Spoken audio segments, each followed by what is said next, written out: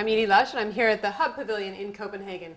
Very pleased to be joined by Signe Møller. She's from a new charity called 100% to the Children. Tell me a little bit about why you're here and what your charity is about. Well, 100% to the Children is a new charity based in Denmark and operating in Kenya so far, but with plans to expand to more countries. It's a different kind of NGO. We're trying to challenge the traditional NGO idea by making an NGO where we separate sponsorships for administration and projects completely. We have target groups which are children who live in dump sites and street children primarily, but also orphans and children with special needs.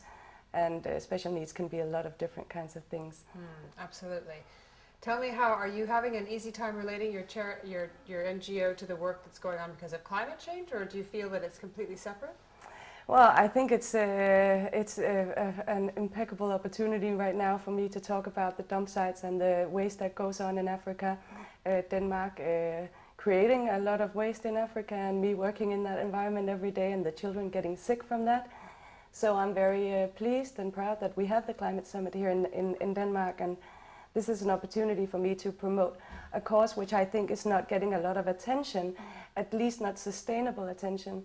The children who live in dump sites and people who live in dump sites all over the world are basically left on their own.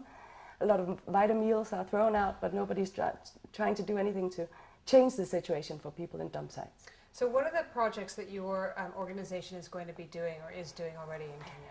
Well, we're starting in the very basic right now because nobody was working in the dump in Kibarani outside Mombasa where we've started. So it's basically 3 programs right now: food, health and education, which is what everything starts with.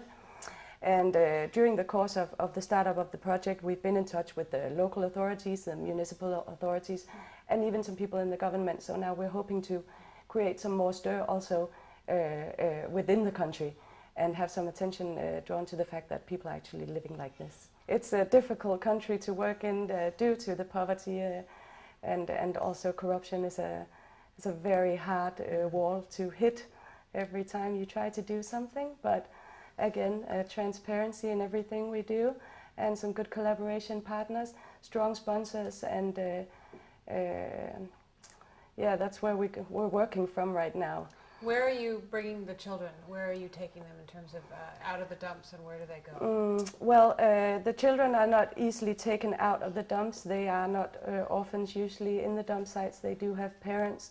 So it's a matter of getting medical attention to them, food obviously, and education. And then once we have everything situated in a group, then we move them on to school in different places and try to follow them all the way, because it's about rehabilitation of children. So you can't rehabilitate a child if it stops at age 8. So, but we're getting there. It's moving along slowly, but. And in terms of your plans, will you stay in Kenya for a while or go to different countries? I'm not going to leave this project, and it will be an ongoing process.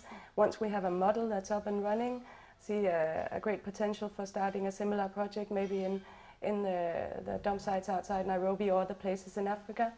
Have ambitions to also expand to other projects internationally, maybe Manila, Mexico City. Signe, thanks very much for coming to speak to us about your amazing work in Kenya with 100% to the Children, and I'm Edie Lush in Copenhagen.